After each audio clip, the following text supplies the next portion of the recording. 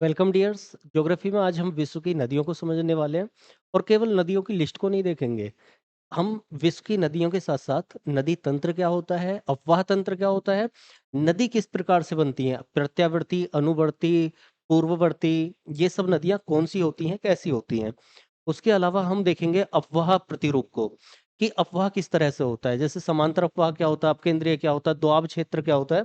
इसके अलावा हम मुख्य नदियों को देखेंगे। मुख्य नदियों में हम, जैसे हमने नील नदी को लिया, उससे रिलेटेड जो भी फैक्ट्स हो सकते हैं वो सभी देखेंगे। इसके अलावा बाकी नदियां हम देखेंगे।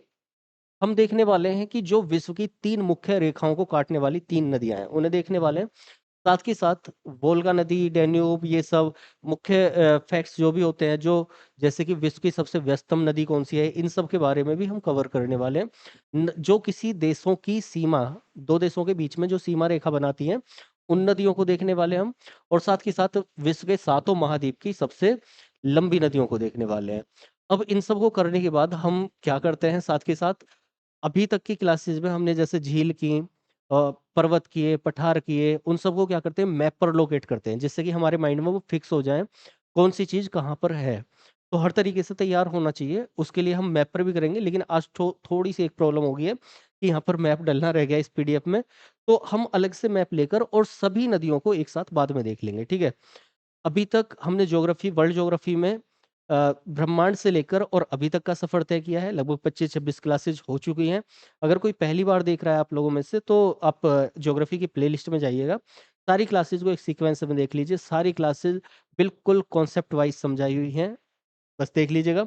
और सारथी से नहीं जुड़े तो अभी तक जुड़ जाइएगा, बाकी लोगों को जोड़िए। विश्व की नदियां हम देख रहे हैं, तो नदी तंत्र बेसिन सबसे पहली चीज ये आती है। देखो, नदी तंत्र और अपवाह तंत्र लगभग लगभग समान चीज है। अपवाह का प्रतिरूप, वो पैटर्न क्या बनाता है, उसके ऊपर हम उसको अपवाह तंत्र बोल देते हैं, ठीक। नदी तंत्र क्या होता है, नदी का सबको पता ही होगा, होती क्या है, रिवर क्या होती है। तो रिवर बनती कैसे है, सबसे पहले ये समझ लीजिए। मतलब अगर हम अपने भारत की बात करें, तो समझाने के लिए हम एक हिमालय वाली नदियां देखते हैं जो पर्वतों से ऊपर से आ रही हैं उत्तर भारत में, और हम दूसरी दक्षिण भारत की नदियां देखते हैं, ठीक है। हम उस वाले पैटर्न को भारत की नदियों में देखेंगे, ठीक है, क्योंकि कई लोग कंफ्यूज हो सकते हैं कि अभी गंगा, यमुना, ब्रह्मपुत्र, सिंधु, ये सब तो पता ही नहीं है। तो वो हम भारत की नदियों में देखेंगे। यहाँ पर एक दो नाम आएंगे समझने के लिए, जैसे ये नदी तंत्र में हम देखेंगे सिंधु, सतलज, ब्रह्मपुत्र, ये समझाने के लिए केवल, ठीक है। तो नदी तंत्र क्या होता है। देखो, नदी तंत्र मुख्य नदी के साथ सहायक नदियों का जो जाल बना हुआ होता है। एक मुख्य नदी जा रही है, जैसे गंगा नदी जा रही है, गंगा नदी की सहायक नदी कौन सी है, यमुना नदी है। ऊपर से यदि हम बात करें तो नेपाल की तरफ से कुछ नदियां आती हैं, जैसे घाघरा, गंडक, कोसी, ऐसी नदियां आती हैं। यमुना की भी सहायक नदियां हैं, चंबल, बेतवा, केन, इस तरह से वो यमुना में मिलती हैं। यमुना गंगा में मिल जाती है, सोन गंगा में मिल जाती है, आगे जाकर ये सब कहाँ, ब्रह्मपुत्र में मिल जाती हैं, और फिर वो महासागर में गिर जाती है, सागर में। तो इस सब को बोलते हैं नदियों के जाल को, क्या, नदी बेसिन, ठीक, या नदी तंत्र। तो जैसे गंगा नदी तंत्र, ब्रह्मपुत्र नदी तंत्र, सिंधु नदी तंत्र, ठीक, इस तरह से ये हो गया गंगा तंत्र, सिंधु तंत्र, ये एग्जाम्पल के रूप में समझा दिया। अब इसको ध्यान से समझ लेना आप। जो अपवाह तंत्र है वो बनता कैसे, मतलब क्या होता है, किस तरीके से। इसमें नदी तंत्र आ जाता है, उनकी उत्पत्ति आ जाती है, उनका विकास प्रतिरूप आ जाता है। प्रतिरूप मतलब कैसे बन रहा है। तो दो तरह के अपवाह तंत्र होते हैं हमारे पास में, नदी तंत्र कह लें या अपवाह तंत्र। दो तरह के होते हैं, एक क्रमवर्ती, एक अक्रमवर्ती। अनुक्रम नहीं है, ये अक्रम है। मतलब एक तो सही पैटर्न में चल रहा हो, एक क्रम में चल रहा हो, और एक क्रम को तोड़ते हुए चल रहा हो। देखो, जब ये इंडियन ज्योग्राफी में टॉपिक आएगा तो वहां पर मैं बताऊंगा कि जैसे ये उदाहरण के स्वरूप लिया है सिंधु, सतलज, ब्रह्मपुत्र। ये तीनों नदियां कैसे आ रही हैं, हमारे ढाल को तोड़ते हुए। भाई, पानी अगर बहेगा, नदी का मतलब पानी है, आप पानी बहाएंगे तो ढाल पर जाएगा, ऊपर से नीचे की तरफ, ठीक है। लेकिन नदी अपना ढाल को किसी एक ऊंचाई को तोड़ते हुए, दरार बनाते हुए, और ढाल को क्रॉस करने लगे, तो उसको बोलते हैं अक्रम। उसको चलना चाहिए ढाल पर, लेकिन वो ढाल को तोड़ते हुए और दूसरी तरफ जाकर गिर रही है, तो उसको बोल रहे हैं अक्रम, ठीक है। तो क्रम मतलब ढाल के अनुरूप चल रही हो, और अक्रम मतलब ढाल के प्रतिरूप चल रही हो, उल्टा चल रही हो ढाल के। तो ये जब हम इंडियन ज्योग्राफी करेंगे, तब उसमें जब ये टॉपिक आएगा नदियों वाला, तो वहां पर बताऊंगा कि किस तरह से सिंधु निकलती कहाँ से है। तो सिंधु निकलती है तिब्बत वाले एरिया से, ऊपर जाती है कश्मीर में पहाड़ों को काटते हुए, और फिर आ जाती है पाकिस्तान में। तो इसका मतलब ढाल को वो उल्टा चल रही है, ढाल के विपरीत चल रही है, तो उसको बोलते हैं हम ढाल के प्रतिरूप। ठीक है। तो जो ये क्रम वाली नदियां होती है, क्रमवर्ती ढाल के अनुरूप जो चलने वाली होती हैं, उनमें चार तरह की नदियां चलती हैं, जिनको बोलते हैं अनुवर्ती, परवर्ती, प्रत्यावर्ती और नवनानुवर्ती। ठीक है, इनको थोड़ा सा ध्यान से समझ लेना, क्योंकि यहाँ से क्वेश्चन बनते हैं फिर वो गड़बड़ हो जाती है। यहाँ पर इसको यहाँ पर दिखाया भी है मैंने, नंबर डाल दिए हैं 1 2 3 4। अनुवर्ती नदी क्या कहते हैं, बोलते हैं, मान लिए ये एक नदी है, ठीक है, ये एक नदी है जो सीधा सीधा जा रही है, ये मुख्य नदी है, इसमें दूसरी नदियां आकर मिलेंगी। तो जो इस नदी में इस तरह से समकोण बनाते हुए एक नदी आई, ऊपर से या नीचे से भी ले सकते हैं, ठीक है, नीचे से भी एक नदी आ रही हो, समझाने के लिए मैं एक बार दिखा देता हूँ। एक मिनट। समझाने के लिए मैं नीचे से भी बना के दिखा देता हूँ। ये मान लिया ये एक मुख्य नदी आ रही है, इसमें एक दूसरी नदी आकर मिली, ये इस नदी को हम बोलेंगे क्या, परवर्ती नदी। ठीक है, परवर्ती मतलब इस अनुवर्ती नदी जो ढाल था, ढाल से अलग होकर दूसरी तरफ से एक नदी आ रही है हमारे पास, और उसको बोला हमने परवर्ती नदी। पर का मतलब दूसरी नदी। ठीक है। अब इस परवर्ती नदी में फिर से एक प्रत्यावर्ती नदी आ गई, एक नदी इस ढाल के विपरीत, प्रत्या का मतलब उल्टा, प्रति। तो इस ढाल किधर है, नदी का मुख्य नदी का ढाल है इधर की तरफ। अब कोई नदी इधर से आकर इसमें मिल जाए, तो हम उसको क्या बोलेंगे, प्रत्यावर्ती नदी। ये एक नदी थी, इसमें एक ये नदी आके मिली, ये नदी आके मिली, इसको हमने क्या बोला, इसको हमने बोला परवर्ती नदी। ठीक है। अब इस नदी में आकर या तो इधर से मिल जाए, ये वाली नदी विपरीत, ये मुख्य नदी इधर जा रही थी, विपरीत आकर मिल गई, तो इसको हमने बोला क्या, प्रत्यावर्ती नदी। अब दूसरा ये नवनानुवर्ती नदी, अगर इसी नदी में एक यहां से नदी आकर मिल जाए या यहां से आकर मिल जाए, तो इस चौथी वाली नदी को क्या बोलेंगे, नवनानुवर्ती। मतलब नव, नई, अनुवर्ती, अनुवर्ती। जब इसकी हम संधि करेंगे तो संधि करके बन जाएगा नवनानुवर्ती। ठीक है। तो नई अनुवर्ती नदी, देखो ये अनुवर्ती नदी थी, ये नई अनुवर्ती नदी है, बिल्कुल समांतर चल रही है उसके और उसी ढाल की तरफ चल रही है, तो इसको बोलते हैं हम नवनानुवर्ती नदी। चार नदियां समझ में आ गई। तो पहली अनुवर्ती नदी होती है, दूसरी परवर्ती नदी होती है, 90 डिग्री पर आकर मिल रही है, तीसरी प्रत्यावर्ती नदी होती है, प्रति उल्टा चल रही है, प्रत्यावर्ती धारा, आपने मैथ्स में टॉपिक किया होगा धाराओं का। और एक होती है नवनानुवर्ती, उधर की तरफ नई नदियां अगर आ रही हैं, तो ये नदियां हो जाती हैं। दूसरी अक्रमवर्ती नदी, उल्टा चल रही हो, तो इनमें पूर्ववर्ती नदी है, जो ढाल बना हुआ है उस ढाल को नदी दिशा नहीं बदलेगी। जैसे क्या है, हम एक एग्जांपल के लिए बता रहा हूँ, हमारा हिमालय जहां पर है वहां सागर होता था पहले, तैतीस सागर सबको पता है, ये मैंने पुराने टॉपिक्स में पढ़ाया हुआ है। तो अब इस तरह से प्लेट्स, विवर्तनिकी सिद्धांत क्या बोलता है, इस तरीके से प्लेट आपस में मिली, इन्होंने प्रेस किया, और यहाँ से प्रेस करने के बाद में क्या, ये हिमालय बन गया। अब उससे पहले यदि कोई नदी जा रही है भाई, जब ये मिली हुई है, यहाँ से नदी कोई बह रही है, ये ढाल ऊपर उठता चला गया, लेकिन ये नदी अपनी धारा नहीं बदल रही, ढाल ऊपर हुआ, ये नदी ऐसे बह रही थी, मान लिया इधर से, ये नदी अभी फ्लैट यहाँ पर बह रही है, ये ढाल ऊपर हुआ, ये नदी दिशा ही नहीं बदल रही, इसको बहना चाहिए उल्टा चला जाना चाहिए, लेकिन ये उल्टी नहीं जा रही, ये अभी भी इधर की तरफ बह रही है, चाहे इसको पहाड़ को काटना पड़े, और उसको काटते हुए जब निकले। ठीक है, तो इसको बोलते हैं हम क्या, इसको बोलते हैं पूर्ववर्ती नदी। ठीक है। दूसरी कौन सी है, अध्यारोपित नदी। अगर नई नदी इस तरह से बन रही है, वो नए ढाल को काटते हुए बन रही है, तो उसको बोलते हैं हम अध्यारोपित नदी, अधि आरोपित हो रही है। ठीक है। जैसे चंबल और सोन इनके उदाहरण है, तो यहाँ पर सिंधु सतलज ब्रह्मपुत्र पूर्ववर्ती के उदाहरण है, ये चंबल और सोन अध्यारोपित के उदाहरण है, और ये हमारे गंगा वाले तंत्र, ये सब आ ही जाएंगे। ठीक है। तो ये कुल मिलाकर अपवाह तंत्र होता है। अपवाह का प्रतिरूप एक बार मैं दिखा देता हूं आपको, अपवाह का प्रतिरूप, देखिए ये अपवाह प्रतिरूप है। अपवाह प्रतिरूप का मतलब क्या होता है, एक पैटर्न, खास पैटर्न जिसमें नदियां बहती है। तो जाल बनाते हुए भाई, एक नदी, कोई भी नदी ऐसी नहीं होगी कि एक नदी कहीं से निकली और वो सीधी चली गई, और उसमें सहायक नदियां मिलेंगी बहुत सारी, उनकी भी सहायक नदियां होंगी, जैसे मैंने अभी बताया गंगा, गंगा की सहायक नदी होगी यमुना, यमुना की सहायक नदी होगी चंबल, चंबल की भी सहायक नदी है, बेतवा की भी सहायक नदी है, इस तरीके से। ठीक है। अगर आप दूसरा उदाहरण लें तो ब्रह्मपुत्र आ रही है कहाँ से, वही तिब्बत वाले एरिया से घूम के आ रही है भारत में, और यहाँ अरुणाचल की तरफ से एंटर कर रही है, बहुत सारी नदियां उसमें मिल रही हैं। ठीक है, दिहांग, दिबांग, सुबनसिरी। अगर हम सिंधु की बात करें, सिंधु तिब्बत से निकल के ऊपर जा रही है कश्मीर में, और फिर पाकिस्तान होते हुए आ रही है।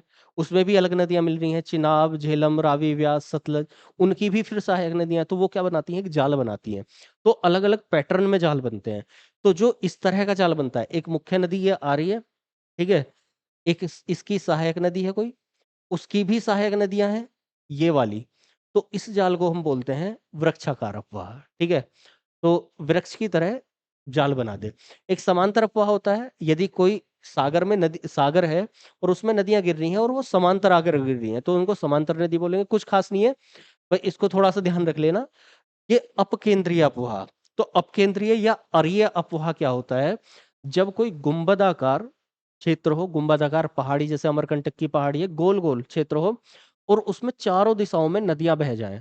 तो खास क्वेश्चन ये है, ये तो सामान्य है, इसको ध्यान रखना है। तो अपकेंद्रीय या अरीय अपवाह क्या होता है, जब जैसे अमरकंटक की गोल पहाड़ी है और उनसे चारों तरफ को, इधर को महानदी आ गई, इधर नर्मदा आ गई, इधर केन आ गई, और इधर सोन निकल गई, तो इसको बोलते हैं क्या, अरीय या फिर क्या, अपकेंद्रीय अपवाह। ठीक, एक चक्रीय अपवाह होगा, उसमें नदी इस तरीके से नहीं, उसको वृत्तानुवर्त कहते हैं।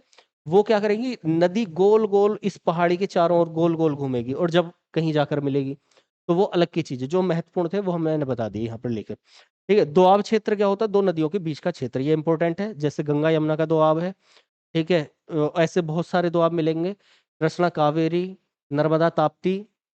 तो गंगा यमुना के जो बीच का क्षेत्र है उसको दोआब क्षेत्र बोलते हैं। सामान्यतः ये उपजाऊ क्षेत्र होता है। हिस्ट्री में आप इसकी बहुत सारी कहानियां देखेंगे कि दोआब क्षेत्र की वजह से बहुत सारे राजाओं का उदय हुआ, बहुत सारे राजा, उनके क्षेत्र समृद्धि को प्राप्त हुए। आगे आते हैं मुख्य नदियां। अब देखो, मुख्य नदियां चालू हो गई हैं, इसको मैंने अलग अलग पैटर्न में लिया है, पहली मैंने बताया।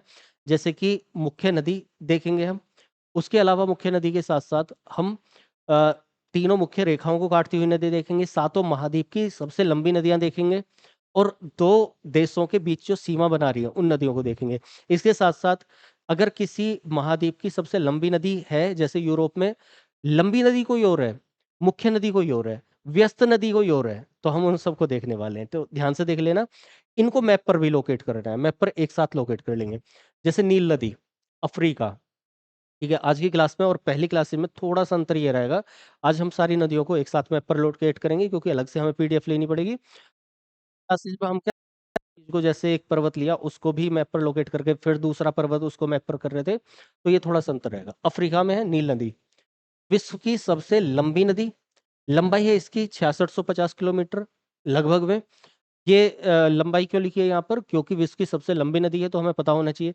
विश्व का सबसे ऊंचा पर्वत है तो वो पता होना चाहिए, है ना। तो ये 66, साढ़े 66, वो 6.5 किलोमीटर, सॉरी, 66 किलोमीटर लंबी नदी है। विक्टोरिया झील से निकलती है। ठीक है, विक्टोरिया झील को मैंने समझाया हुआ है, कहाँ पर है, अफ्रीका में है, केन्या के पास में है, उससे ऊपर की तरफ चलती है। तो ये नदी है, भूमध्य सागर में गिरती है, अभी दिखाऊंगा कैसे गिरेगी, भूमध्य सागर में गिरेगी। मिस्र को नील नदी का वरदान कहते हैं। एक एक पॉइंट को आप ध्यान से पढ़ लेना। अभी जब मैं इस नदी को वहां मैप पर दिखाऊंगा तब उसको ध्यान से देखना, किस तरीके से पूरा मैप दिखाऊंगा। तो मिस्र को नील नदी का वरदान कहते हैं। मिस्र मिस्र की प्राचीन सभ्यता इसी नदी के किनारे थी। वरदान क्यों कहते हैं, क्योंकि वहां की सभ्यता, संस्कृति, उन सब का ये संरक्षक है, सहायक।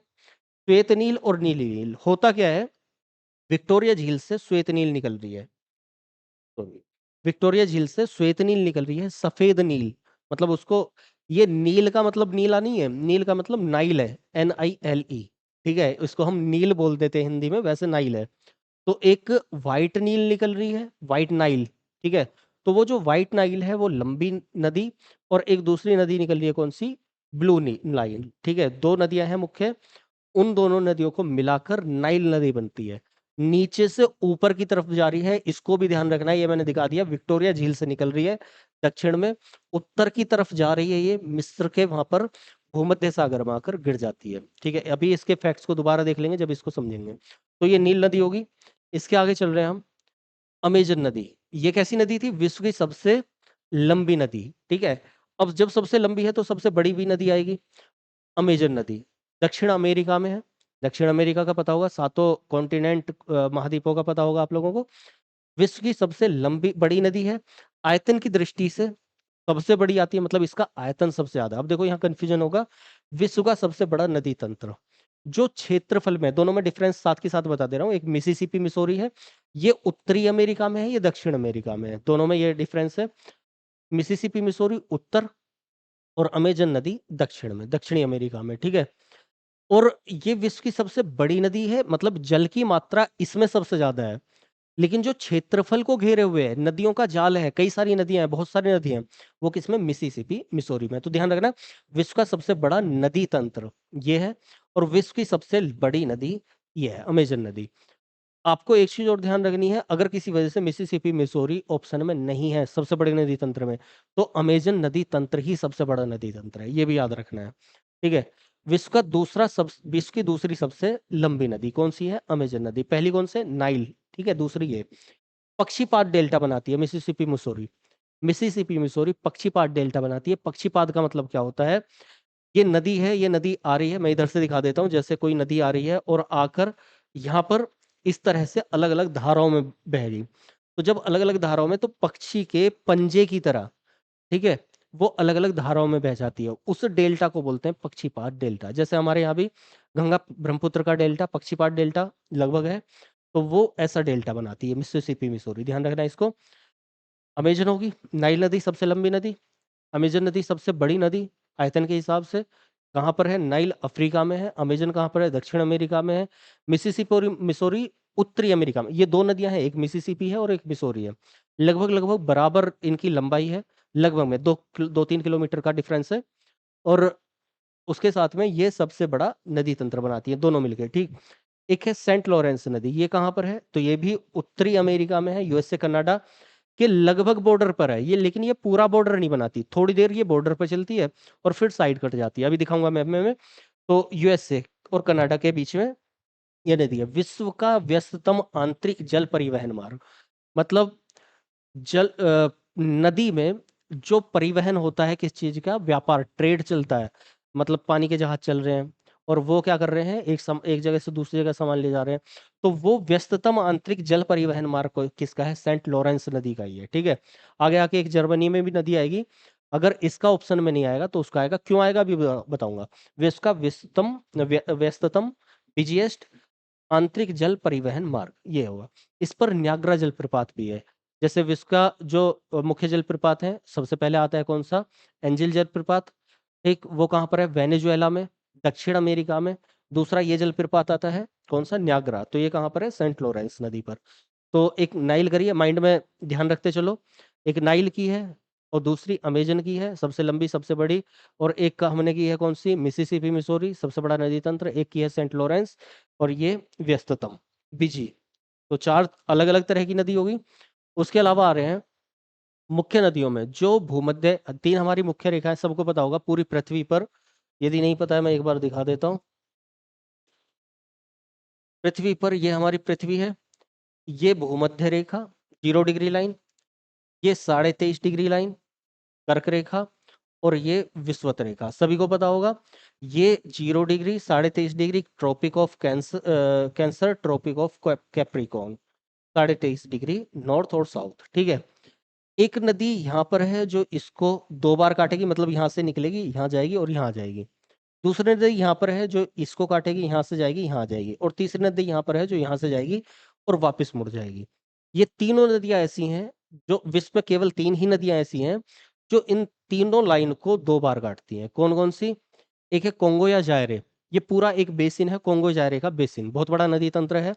और पानी पानी वहां पर मिलेगा, कहाँ पर, मध्य अफ्रीका में। तो पश्चिमी मध्य अफ्रीका में ये कोंगो, ये एक ही नाम, मतलब दोनों नाम एक ही नदी के हैं, कोंगो या जायरे का नदी बेसिन, ठीक। विषुवत रेखा को दो बार काटती है, भूमध्य रेखा को दो बार काटने वाली विश्व की एकमात्र नदी है कौन सी, कोंगो नदी या जायरे नदी। दूसरी नदी है लिम्पोपो नदी, ये भी कहाँ पर है, दक्षिण अफ्रीका में, मतलब अफ्रीका में, दक्षिण अफ्रीका में है। मकर रेखा को दो बार काटती है, इसका मतलब मकर रेखा दक्षिण अफ्रीका से जाती है। अगर किसी को नहीं पता है, अफ्रीका कॉन्टिनेंट है, महाद्वीप है, और दक्षिण अफ्रीका देश है। तो अफ्रीका के दक्षिण अफ्रीका में ये नदी बहती है लिम्पोपो और ये मकर रेखा को 2 बार काटती है। एक है हमारी माही नदी, तो माही कहाँ पर? ये भारत में है और ये कर्क रेखा को 2 बार काटती है। इसको दिखाऊंगा जब इंडिया में चलेंगे हम। तो भारत में कर्क रेखा को 2 बार काट रही है, ठीक है। तो ये नदी हो जाती है। एक करके ध्यान करते चलना। अभी कौन कौन सी नदी की है? नाइल नदी की है। देखो, जीएस करने का सबसे सही तरीका भी यही है, जितना आप कर रहे हो हर पेज को शुरू से बार बार माइंड करते चले जाओ, जिससे कि वो दिमाग में बस जाए। तो एक नाइल नदी की, विश्व की सबसे लंबी, एक अमेजन की, विश्व की सबसे बड़ा बड़ा जल, और तीसरी नदी की हमने कौन सी? एक अमेजन की, अमेजन के बाद एक सेंट लॉरेंस की व्यस्ततम नदी होगी, एक हमने मिसिसिपी मिसोरी की, सबसे बड़ा नदी तंत्र हो गया, बेसिन हो गया, कोंगो की, कोंगो जायरे, उसके अलावा हमने लिम्पोपो की, और उसके अलावा माही की, ठीक है। आगे चल रहे हैं तो वोल्गा नदी, यूरोप, यूरोप में है। यूरोप की सबसे लंबी नदी वोल्गा नदी है। और कहाँ पर है यूरोप में? तो ध्यान रखना, रूस में। यहाँ लिखा नहीं है, आगे लिखा होगा रूस में। रूस आपको पता होगा यूरोप में भी आता है और एशिया में भी आता है, ठीक है। तो यूरोप में रूस में जो सबसे लंबी नदी है वोल्गा नदी है, ठीक है। वोल्गा से गंगा तक एक हिंदी में रचना भी है राहुल संस्कृत्यायन की, तो वो इसी के ऊपर है। तो इसको वहाँ की गंगा भी बोला जाता है रूस की, तो ध्यान रखना है। यूरोप की सबसे लंबी नदी कौन सी है? वोल्गा नदी। डैन्यूब नदी यूरोप की ही है। यूरोपीय देशों की 5 राजधानियों से होकर गुजरने वाली नदी। विश्व की एक ऐसी नदी जो सबसे ज्यादा राजधानियों से होकर गुजरती है, वो कौन सी है? डैन्यूब नदी, डैन्यूब रिवर, ठीक है। डैन्यूब नदी लगभग 10 देशों से होकर गुजरती है, और उनमें से 5 राजधानियां, जैसे भारत की राजधानी दिल्ली हो, ठीक है, नेपाल में पहुंच की काठमांडू से जा रही हो, इस तरीके से अलग अलग देशों की राजधानियों से, 5 राजधानियों से मैक्सिमम होकर गुजर रही है डैन्यूब, तो ध्यान रखना है इसको, ठीक है। दूसरा, विश्व की सबसे ज्यादा कंट्रीज से होकर गुजरने वाली भी यही नदी है, या फिर नील नदी है। लगभग 10-11 देशों से दोनों नदियां गुजरती हैं। एक नदी है राइन नदी, यूरोप में है। यूरोप का व्यस्तम आंतरिक जल परिवहन मार्ग, ठीक है। राइन नदी को ध्यान रखना है। यूरोप का जो सबसे ज्यादा व्यस्तम है वो कौन सा है? राइन नदी है। मैंने बताया था जो सेंट लॉरेंस है वो क्या है? विश्व का, पूरे विश्व में सबसे ज्यादा बिजी, और ये कहाँ पर है? यूरोप में सबसे ज्यादा बिजी। लेकिन अगर सेंट लॉरेंस नहीं आता है तो आप राइन को आंसर करेंगे, ठीक है। ध्यान रखना है इस चीज को, क्योंकि इसका ट्रेड भी बहुत ज्यादा होता है। कोयले की अधिक परिवहन, मतलब कोयला यहाँ पर बहुत ज्यादा ट्रेड में होता है, इसलिए इसे कोयला नदी भी बोलते हैं। तो कोयला नदी कौन सी होगी? राइन नदी होगी। राइन नदी क्यों होगी? क्योंकि यहाँ पे कोयले का ट्रेड बहुत होता है, कोयले को पानी से ले जाना बहुत ज्यादा मतलब आसान रहे, तो इसके लिए। यूरोप का व्यस्तम बंदरगाह इसी पर है, रोटरडम बंदरगाह, है ना। जैसे विश्व का मुख्य बंदरगाह और एयरपोर्ट में, बंदरगाह किसको बोलते हैं? पोर्ट को, जहां पर पानी के जहाज आकर रुकते हैं, ठीक है, वो हो गया। तो जो वर्ल्ड का बिजिएस्ट पोर्ट और बिगेस्ट पोर्ट है वो कौन सा? न्यूयॉर्क में है, एयरपोर्ट भी वहीं पर है। तो वैसे ही यूरोप का व्यस्तम बंदरगाह रोटरडम बंदरगाह है, वो इसी पर है, ठीक है। ध्यान रखना है इस चीज को। तो वो कौन सी है? राइन नदी। तो यूरोप में हमने 3 मुख्य नदियां देखी हैं। वोल्गा जो सबसे लंबी है, डेन्यूब जो कैसी है? सबसे ज्यादा देशों से और राजधानियों से जा रही है, और उसके अलावा राइन जो सबसे ज्यादा बिजी है यूरोप में, और काली नदी है, मतलब कोयला नदी है, और रोटरडम बंदरगाह इस पर है, ठीक है। आगे देखते हैं नदी सीमा, मतलब मुख्य देशों की बीच में जो सीमा बना रही है ऐसी नदियां। तो एक अमूर नदी है, अमूर को ध्यान रखना है खास तौर से। ये एशिया में बहती है, और ये चीन और रूस की प्राकृतिक सीमा बनाती है, अमूर, ध्यान रखना है। तो ये होगी कहाँ पर? रूस में होगी, लेकिन कहाँ पर होगी? एशिया। रूस मैंने अभी बताया, जैसे हमने की थी वोल्गा की, वोल्गा कहाँ पर है? पश्चिम में, मतलब यूरोप की तरफ। रूस में है लेकिन पश्चिम में, यूरोप में, क्योंकि रूस कहाँ पर है? एशिया और यूरोप दोनों में है। तो ये अमूर कहाँ पर है? ये एशिया वाले हिस्से में है यूरोप के, ये ध्यान, सॉरी, एशिया वाले हिस्से में है रूस के, ये ध्यान रखना है। तो एशिया में है, चीन और रूस की प्राकृतिक सीमा बनाती है, चीन, उसके ऊपर रूस, ठीक है। लियो ग्रैंडे उत्तरी अमेरिका में है, और ये मैक्सिको और अमेरिका की सीमा बनाती है। मैक्सिको नीचे वाला देश है, अमेरिका उसके ऊपर वाला, यूएसए जिसे बोलते हैं हम, वो है रियो ग्रैंडे, रियो ग्रैंडे, ठीक है। ऑरेंज नदी अफ्रीका में है, दक्षिण अफ्रीका और नामीबिया की सीमा बनाती है ऑरेंज नदी। तो ये इसके नाम के लिए फेमस है, ऑरेंज नदी, ठीक है। दक्षिण अफ्रीका और नामीबिया की सीमा। मैकोंग नदी दक्षिण पूर्व एशिया, दक्षिण पूर्व एशिया की सबसे लंबी नदी कौन सी है? मैकोंग नदी है। दक्षिण पूर्व एशिया का मतलब है आप भारत से जब दक्षिण और पूर्व की तरफ आते हैं तो कौन कौन से देश पड़ते हैं, जैसे ताइवान हो गया, कंबोडिया हो गया, ठीक है। उसके नीचे आएंगे तो मलेशिया, इंडोनेशिया, सिंगापुर, ये सब कंट्रीज। तो यहाँ पर मैकांग नदी कहाँ पर है? कंबोडिया, थाईलैंड और म्यांमार की सीमा बनाती है। मैकांग नदी कंबोडिया, थाईलैंड और म्यांमार की सीमा बनाती है, ठीक है। तो इन्हें देख लेना है, अमूर, लियो ग्रांडे, ऑरेंज और मेकोंग, ठीक। आगे चल रहे हैं, महाद्वीपों की सबसे लंबी नदियां, इनको ध्यान रखना है। जैसे कि एशिया की सबसे लंबी नदी कौन सी है, अभी देख ली हमने मुख्य मुख्य नदियां। अब सातों महाद्वीप की सातों सबसे लंबी नदी। तो एशिया की सबसे लंबी नदी कौन सी है? यांगसी कियांग। एशिया की दो सबसे लंबी नदी चीन में बहती हैं, इस बात को ध्यान रखना है, दोनों ही चीन में है। तो पहली नदी है यांगसी कियांग, ठीक है। दूसरी नदी है हुआंग हो, दोनों में कंफ्यूजन होता है, तो इस बात को ध्यान रखना है। यांगसी कियांग लंबी है, हुआंग हो थोड़ी उससे छोटी है, ठीक है, काफी छोटी है। और ये पीली नदी कौन सी है? रूस में पीली नदी के नाम से फेमस है, येलो रिवर। तो वो यांगसी कियांग नहीं है, वो कौन सी है? हुआंग हो। दोनों कहाँ पर है? चीन में, इस बात को ध्यान रखना है। अफ्रीका की सबसे लंबी नदी नील नदी, नाइल नदी, सभी को पता है वो तो। अमेरिका की सबसे लंबी नदी मिसोरी नदी, हमने देखा था मिसिसिपी, मिसोरी। तो उनमें से जो मिसोरी है, मैंने बताया 2-3 किलोमीटर का डिफरेंस है, तो मिसोरी थोड़ी सी लंबी है मिसिसिपी से, यूएसए में। दक्षिण अमेरिका की सबसे लंबी नदी अमेजन नदी, विश्व की दूसरी सबसे लंबी और पानी की मात्रा के हिसाब से सबसे बड़ी नदी अमेजन नदी है। ब्राजील पेरू में, ब्राजील से पेरू तक 4 देशों में होकर जाती है ये। यूरोप में कौन सी नदी है? वोल्गा, बताया था पूर्वी रूस में ये पड़ती है। मतलब रूस में पश्चिमी की तरफ ना जाकर पूर्व की तरफ, यूरोप के, ठीक है, इसको ध्यान रखना है, वोल्गा। और ऑस्ट्रेलिया की मरे डार्लिंग, ऑस्ट्रेलिया में मरे डार्लिंग। अंटार्कटिका में ओनिक्स, अंटार्कटिका ओनिक्स। हालांकि अंटार्कटिका में नदियां नहीं बहती हैं पूरी तरह से। अंटार्कटिका व्हाइट कॉन्टिनेंट उसको बोलते हैं, श्वेत महाद्वीप। वहां पर क्या होता है सभी को पता होगा, बर्फ ही बर्फ है। लेकिन बर्फ पिघलकर, जो ग्लेशियर पिघलकर वहां पर थोड़ी दूर तक मेल्टिंग पॉइंट में चलता है, तो उसको हम नदी बोल देते हैं। तो ये लगभग 32 किलोमीटर का मेल्टिंग पिघला हुआ ग्लेशियर है, ओनिक्स नाम से। वहां मीटर्स में जैसे 800 मीटर, 100 मीटर ऐसी नदियां भी हैं। तो मतलब ग्लेशियर अगर पिघला हुआ है, उसी को हम रिवर बोल रहे हैं। तो अंटार्कटिका में ओनिक्स, ऑस्ट्रेलिया मरे डार्लिंग, यूरोप वोल्गा, दक्षिण अमेरिका अमेजन, उत्तरी अमेरिका मिसोरी, अफ्रीका नाइल और एशिया यांगसी कियांग, ठीक है। तो यहाँ तक कंप्लीट हो गया। अब इसको मैप पर देखना बहुत ज्यादा जरूरी है, तो इसलिए ध्यान से देख लेना। हम ये नदियां देखेंगे, इन नदियों को ध्यान रखना है, मेकोंग, ऑरेंज, लियो ग्रांडे, अमूर, ठीक है। उसके अलावा राइन नदी, डैन्यूब और वोल्गा, तीनों को देख लेंगे। यूरोप की सबसे लंबी ये थी कौन सी? सबसे ज्यादा देश वो राजधानी वाली। और ये कौन सी? व्यस्ततम, वोल्गा, डैन्यूब और राइन। सबसे मेन है इन नदियों को देखना, कोंगो, लिम्पोपो, माही, मुख्य मुख्य नदियों को देख लेते हैं। बाकी हम एक काम करेंगे, अभी वर्ल्ड मैप को पूरा डिटेल में करना है।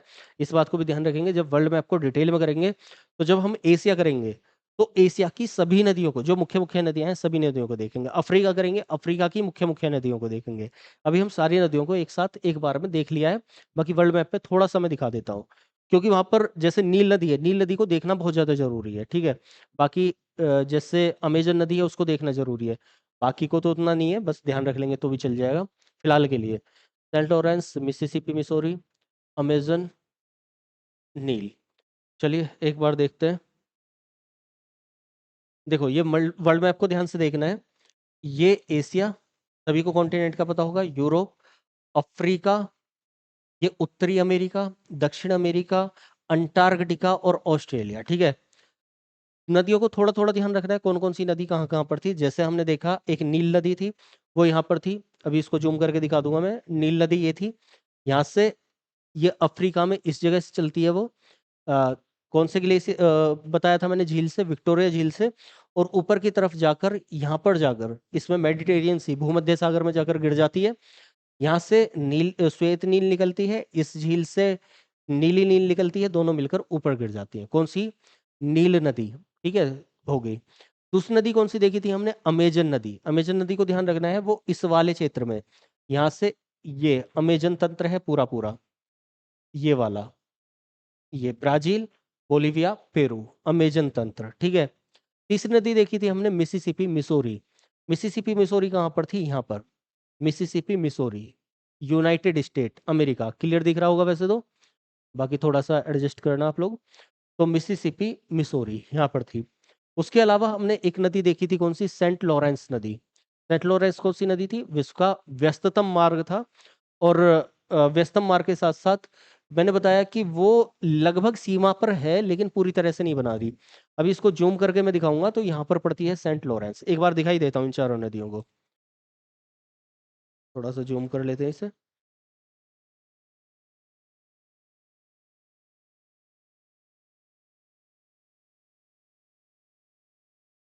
ये है अफ्रीका।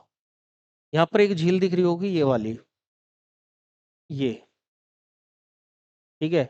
इसी झील से निकल रही है कौन सी नदी? तो इससे निकलती है नील नदी, और ऊपर की तरफ जाती है, यहाँ गिर जाती है, ठीक है। ये केन्या के बराबर में है। अगर आपके पास, मैंने बताया था, मैप को डाउनलोड करके रखना है और उसको पीडीएफ में डाउनलोड करना है और उसमें देखना है, तो यहाँ पर विक्टोरिया झील से निकलेगी और ऊपर की तरफ। पॉलिटिकल मैप है ये।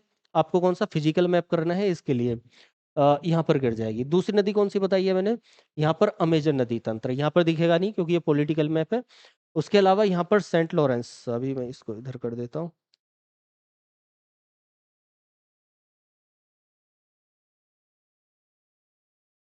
ये सेंट लॉरेंस होगी यहाँ पर। देखो ये 5 झीलें बताई थी, कौन कौन सी? यहाँ पर मीठे पानी की सबसे बड़ी झील है कौन सी पूरे विश्व की? सुपीरियर झील। सुपीरियर के साथ साथ ये मिशिगन, हिरी, ओंटारियो, ये वाली झीलें थी। ये कनाडा और ये यूएसए अमेरिका, दोनों के बॉर्डर पर। इस यहाँ से, इसी झील से, यहाँ से मिलती हुई एक नदी जाती है कौन सी? सेंट लॉरेंस नदी। और आकर यहाँ पर इसमें इस तरीके से जाती है, यहाँ पर आकर गिर जाती है, ठीक है। तो उसको बोलते हैं सेंट लॉरेंस नदी, विश्व की सबसे व्यस्ततम नदी, ठीक है। उसके अलावा हमने रूस में देखी कौन कौन सी नदियां देखी? एक वोल्गा देखी, और एक, नॉर्मली एक बार देख लेते हैं जल्दी से। एक वोल्गा नदी देखी और दूसरी कौन सी नदी देखी? एक अमूर नदी देखी, ठीक है। तो वोल्गा इधर हो जाती है, अमूर नदी यहाँ पर इस जगह पर, ये रूस है और ये चीन है। इन दोनों का बॉर्डर जो बना रही है वो कौन सी नदी बना रही है? अमूर नदी। यहाँ पर हमने एक मैकोंग नदी देखी, इस जगह पे आती है। और ये यहाँ पर म्यांमार, थाईलैंड, इनका बॉर्डर बना रही है कौन सी? मैकोंग नदी, मैकोंग। हमने देखी विश्व की सबसे, सॉरी, विश्व में केवल एक ही नदी जो भूमध्य रेखा को 2 बार काटती है, तो वो कौन सी नदी है? देखो यहाँ पर होगा डेमोक्रेटिक रिपब्लिक ऑफ कोंगो, और ये रिपब्लिक ऑफ द कोंगो। ये कोंगो गणराज्य है, यहीं पर नदी बहती है, यहाँ से और इस वाले क्षेत्र में, ठीक है, यहाँ से इस वाले क्षेत्र में, अफ्रीका के मध्य और पश्चिम अफ्रीका में। कौन सी नदी? तो कोंगो जायरे नदी। वो कोंगो जायरे नदी, ये भूमध्य रेखा है, आपको ये लाइन दिख रही होगी। इस भूमध्य रेखा को यहाँ से निकलती है और 2 बार काटती है कोंगो नदी। ये साउथ अफ्रीका, ये अफ्रीका महाद्वीप है और ये साउथ अफ्रीका देश है। इस साउथ अफ्रीका देश में यहाँ से और यहाँ पर कौन सी नदी है? लिम्पोपो नदी, ठीक है, लिम्पोपो नदी। यहाँ पर माही नदी है इस जगह पर, राजस्थान की तरफ। तो माही नदी भारत में है और वो कर्क रेखा को 2 बार काट रही है, यह कर्क रेखा है, तो इस जगह पर, ठीक है, माही नदी। तो ये नदियां होगी हैं। उसके अलावा कौन सी नदी? मरे डार्लिंग यहाँ पर थी, ये नदी होगी एक। लगभग लगभग मुख्य मुख्य नदियां हमने देख ही ली हैं। बाकी चलो, और बाकी वर्ल्ड मैप में डिटेल में जब हम एक एक महाद्वीप को देखेंगे तो एक एक नदी को वहां पर देख लेंगे, ठीक है। तो फिलहाल इतना ही रहने देते हैं।